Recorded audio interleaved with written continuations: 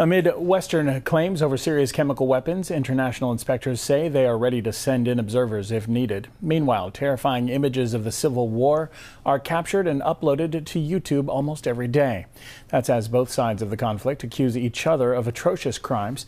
For more on this, we are now joined by Ken Stone from the Hamilton Coalition to Stop the War.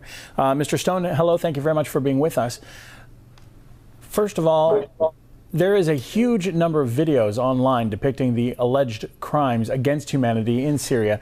Is it possible to verify any of these images?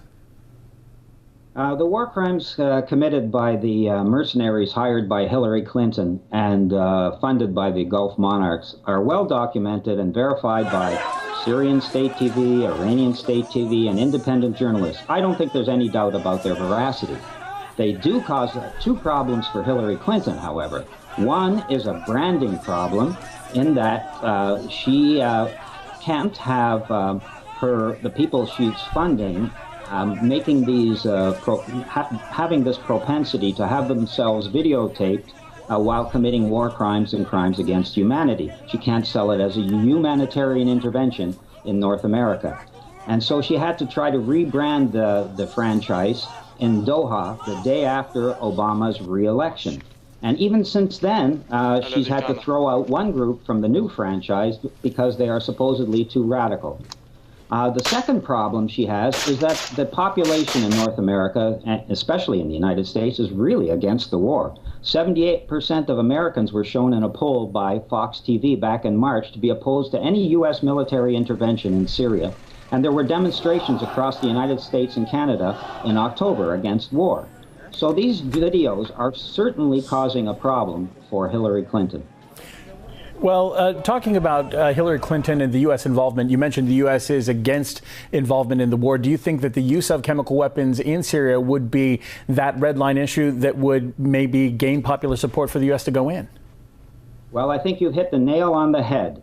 To me, it's this period right now, and the talk of weapons of mass destruction, chemical weapons in Syria, is very reminiscent of the run-up to the Anglo-American attack on Iraq in 2003.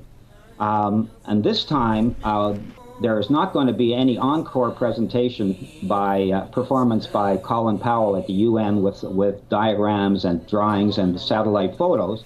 In this instance, Obama and Hillary Clinton would like to go in with both guns blazing.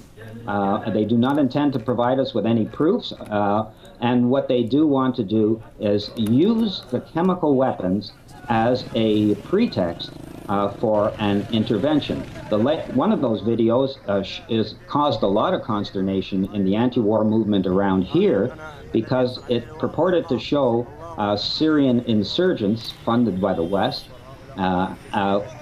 preparing chemical weapons which were used on rabbits but could be used on Syrian civilians, and then blamed on the Syrian government.